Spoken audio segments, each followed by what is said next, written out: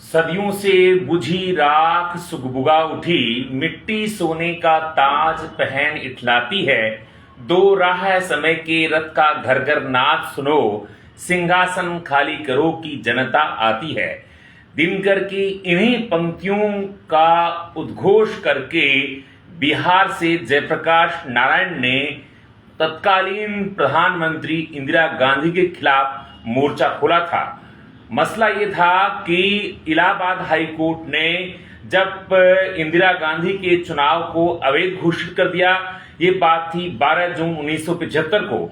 इसके बाद एक 3 लोगों की तिकड़ी थी, उन्होंने दबाव बनाया और इंदिरा गांधी ने आधी रात को आपातकाल घोषित कर दिया और वास्तव में अभिव्यक्ति की का एक तरह से गला घोंट दिया गया।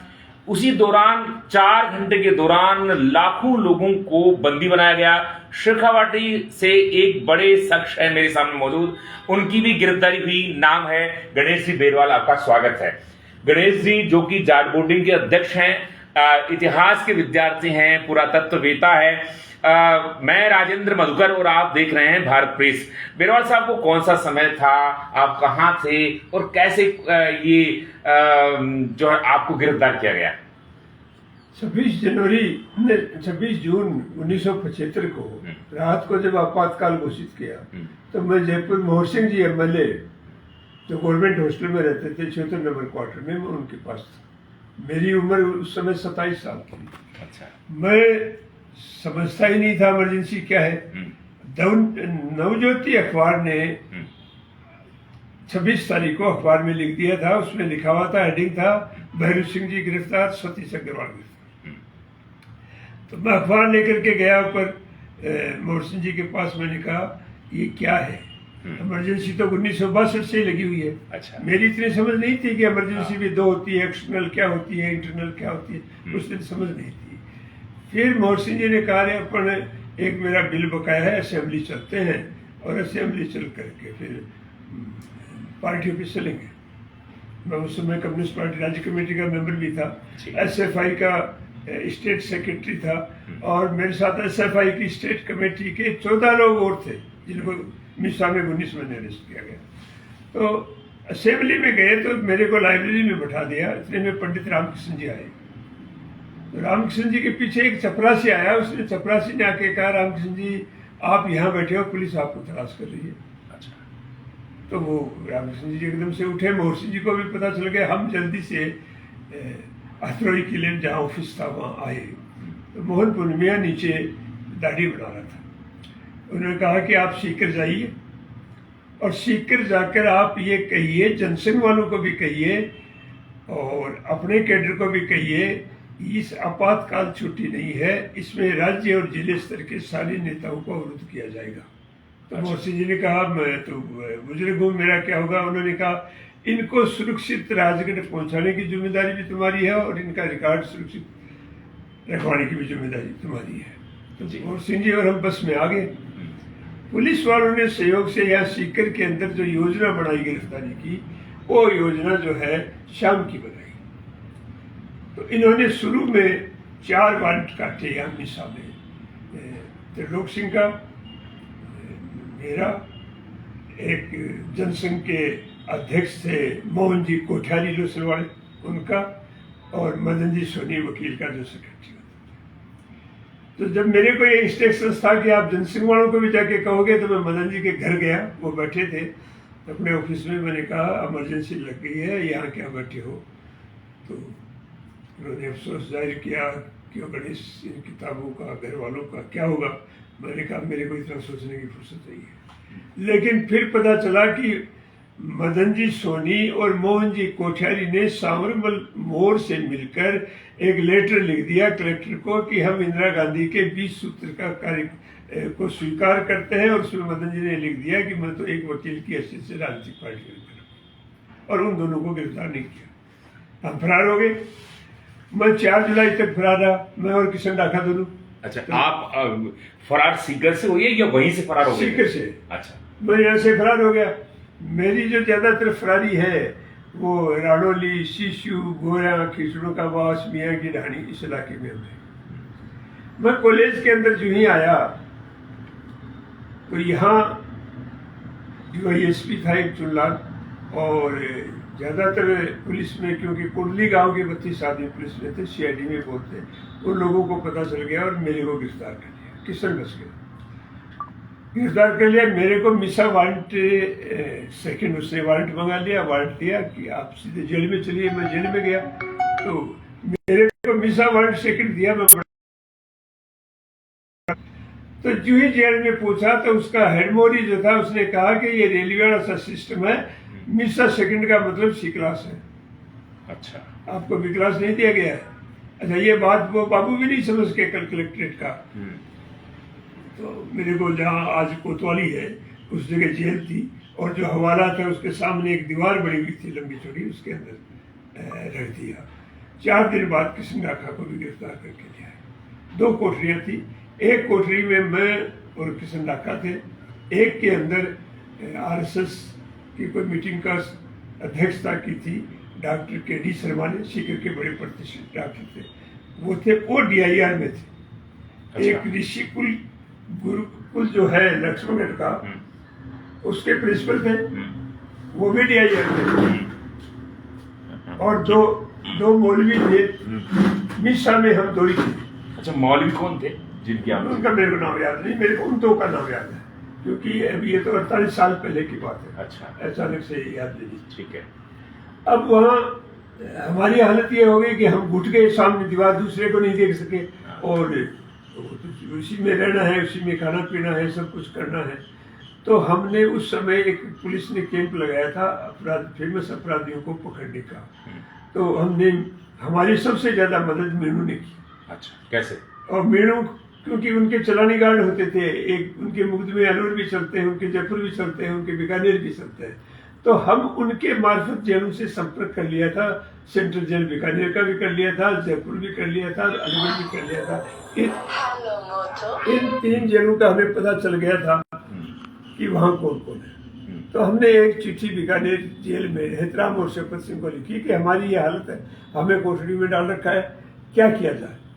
तो उन्होंने कहा कि आप B क्लास की सुविधा की मांग करो, ज़्यादा तो मत अड़ना, अभी पता नहीं इमरजेंसी में क्या हो जाए, लेकिन आप कहो कि हमें B क्लास की सुविधा दी जाए, अन्यथा हम भूख हड़ताल करेंगे। अच्छा, हमें मालूम नहीं था इमरजेंसी में भूख हड़ताल का नोटिस देना तो बहुत बड़ा तूफान खड़ा करना था, लोग जेलों में बंद थे। तो हमने नोटिस दिया। नोटिस देते ही इन्होंने योजना बना करके 10 सिपाहियों की एक गार्ड भेज दी, जिसमें 6 तो राइफलदारी थे, 4 बिना राइफलदारी थे। अब संयोग ऐसा हुआ कि त्रिलोक सिंह पूरी इमरजेंसी फरार रही, तो ज्यादातर पुलिस उसको गिरफ्तार करने में लगी हुई थी। और चलानी गार्ड का इंचार्ज जो है वो सहयोग से ऐसा मिला जो पुलिस लाइन में बैंड मास्टर था। नियम कायदा वो भी नहीं समझता था और नियम कायदा हम भी नहीं समझते। अरे एक थोड़ा मैं समझना चाहता हूँ सीकर की पृष्ठभूमि के बारे में, क्योंकि निश्चित रूप से जिस तरह से जयप्रकाश नारायण का ये जैसे समग्र क्रांति थी, तो सरकार को क्यों खतरा लग रहा था कि आपसे ही पर्टिकुलर, जैसे 2-3 चेहरे आपने बताए, 5 चेहरे, और उस वक्त भाजपा और कांग्रेस में कौन से चेहरे थे? क्या केवल बीजेपी और जनसंघ, तो चूंकि बीजेपी तो उस वक्त थी नहीं, लेकिन जनसंघ या फिर माकपा यही टारगेट था, या फिर और भी नेता थे? नहीं, उसमें पहले टारगेट में उसमें बीजेपी नहीं थी, उसमें जनसंघ थी, हाँ, CPM थी, सोशलिस्ट पार्टी, मुख्य 3 थी। ठीक है। CPI ने कांग्रेस का समर्थन किया था, और RSS ने जब सत्याग्रह चलाया, मैं सैद्धांतिक तौर पर RSS के पक्ष में नहीं हूँ, लेकिन मैं RSS के लिए इस बात को फख्र मानता हूँ कि उसने तानाशाही के खिलाफ वैश्विक परिस्थिति में सत्याग्रह चलाया, ये हकीकत है।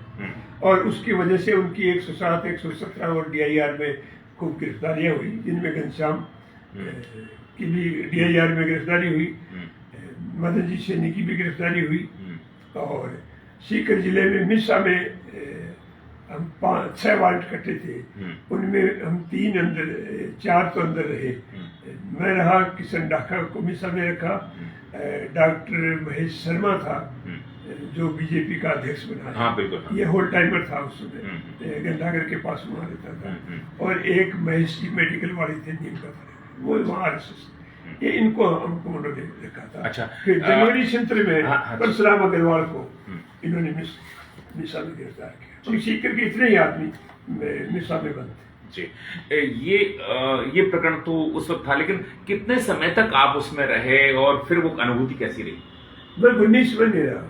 अच्छा। और 19 महीने मेरे 3 जेलों में रहा, सीकर भी रहा, जयपुर भी रहा और 6 महीने अलवर जेल में भी रहा। हमारा जेलों में भी ट्रांसफर किया।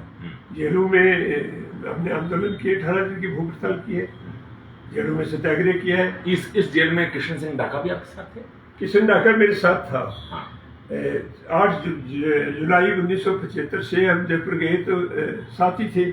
जयपुर में गए तो वहाँ हमें दोनों को अलग वार्ड में बंद कर दिया, 8 नंबर में, 6 नंबर में, और 8 में पॉलिटिकल वाले लोग थे। तो वो भी मांग कर रहे थे, हम भी मांग कर रहे थे कि हम पॉलिटिकल मिसा दिया जाए, हम पॉलिटिकल आदमी है, वरना कारण बताओ। तो आंदोलन चला। उस आंदोलन में कई मांगे थी, जैसे कोई स्मोकर है, बीड़ी कहाँ से पिएगा, दाढ़ी कैसे बनाएंगे, टूथपेस्ट कहाँ से लाएंगे, ये तो जेल में है नहीं ना। और फिर ये था कि हमारे घर वाले भी हमारे आधार पर जिंदे हैं, तो उनको भी मुआवजा दिया जाए, वरना हम प्रमोद में चला जाए।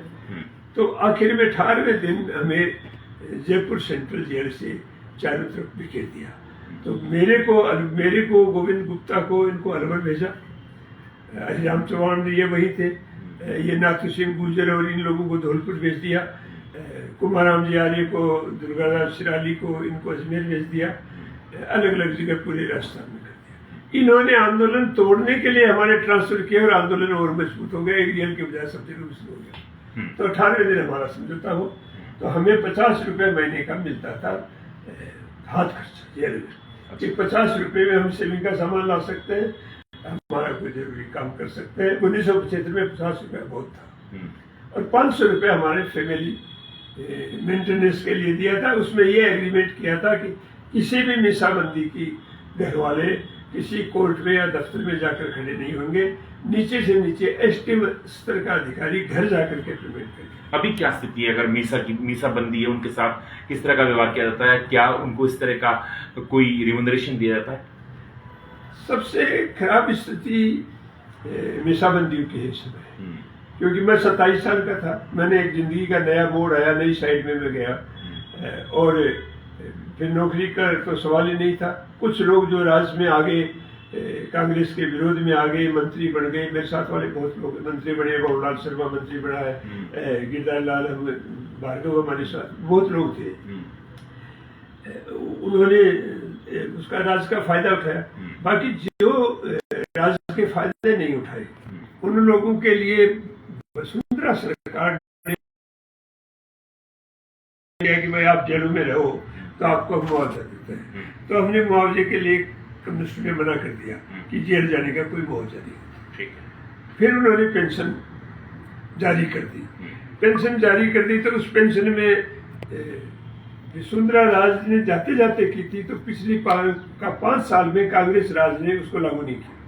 फिर वसुंधरा आई दोबारा, तो हमें 24,000 रुपये महीने की और स्वतंत्रता सेनानी की और जो सुविधाएं थी वो दी थी। लेकिन सितंबर 2019 से अशोक गहलोत, इसमें मुख्य भूमिका ये कोटा वाला जो है शांति धारीवाल, ये थे मंत्री। हाँ, उन्होंने कहा कि नहीं, इनको कोई सुविधा नहीं दी जाए, इमरजेंसी एक अनुशासन प्रवृत्ति। और हमें 2019 के बाद में, अब मेरी एज आज के दिन 75। हाँ। तो मैं तो कृषि परिवार से आया हूँ, मेरी तो खेती है। और लेकिन बहुत से ऐसे लोग हैं जो नौकरी पेशा लोग थे, जो शहरों में रहने वाले थे, शायद इन मिसाबंदियों की सबसे खराब हालत, जो आज सहयोग से जिंदे हैं, उनकी बहुत खराब हालत है। और ये और जो कारण रहे वो तो उनको मैं बहुत पता, लेकिन जो हमने हमारी जो कहानी लिखी है, वास्तव में यदि आप देखो तो हमें एक दर्द नाक दौर से गुजरना तो पड़ा, लेकिन उस भट्टी से तप करके हम आदमी बन गए। मुक्तिबोध ने कहा कि अभिव्यक्ति के सारे खतरे उठाने होंगे, तोड़ने ही होंगे गढ़ और मठ सब। तो ये अभिव्यक्ति के खतरे आपने उठाए हैं। एक सवाल मेरा ये भी है कि देवी दुर्गा के प्रतीक से आपातकाल की साम्राज्य के बतौर इंदिरा गांधी का रूपांतरण क्या अपरिहार्य था, क्या जरूरी था इस तरह से उनका एक्शन लेना? देखो, हम किसी बात को 2 तरह से सोच सकते हैं। एक तरीका तो ये है कि अपने यहाँ बैठे हैं, क्यों बैठे हैं कि भगवान की मर्जी बैठा दिया। ठीक है। दूसरा एक वैज्ञानिक तरीका है। वैज्ञानिक तरीका ये है कि हर चीज के पीछे एक पृष्ठभूमि होती है। और तो भारत के साथ जो स्वतंत्रता 15 अगस्त 1947 का जो दिन है, भारत स्वतंत्र नहीं हुआ, भारत आजाद नहीं हुआ, ये पावर ऑफ ट्रांसफर है। हमें ब्रिटिश पूंजी से अमेरिकन पूंजी की तरफ धकेला गया है। और कैबिनेट मिशन यहाँ आया था, रिकॉर्ड में हिस्ट्री में दर्ज है, उसने सितंबर 1948 को कहा था भारत को आजाद कर देंगे। बीच में ही लॉर्ड माउंटबेटन को लाए और नेवी का जब सिपाही विद्रोह हुआ, आर्मी का जो विद्रोह हुआ, किसान जो आंदोलन हुए, तो अमेरिकन से उसने इंग्लैंड वालों ने देखा कि हम हमारी पूंजी सुरक्षित नहीं ले जा सकते, इसलिए जल्दी से जल्दी निपटाओ। फिर भी उन्होंने खतरा महसूस किया, तो उन्होंने 7 दिन पहले पता चला, जिसको हिंदुस्तान पाकिस्तान की मैनुअल लकीर खींची है, कि इनको आपस में लड़ा दो, ये लड़ते रहेंगे, हम हमारे। मतलब आप भी कहना चाह रहे हैं कि ये स्वतंत्र नहीं है, सत्ता का हस्तांतरण था। और वो 4 ही आदमियों के मध्य समझौता था, जिसमें जीडी बिरला था, जो अमेरिकन पूंजी का रिप्रेजेंटेटिव था। अमेरिकन पूंजी जीडी बिरला की हिंदुस्तान मोटर स्थापित हो चुकी थी, उसके कारखानों में उसकी हिस्सेदारी थी।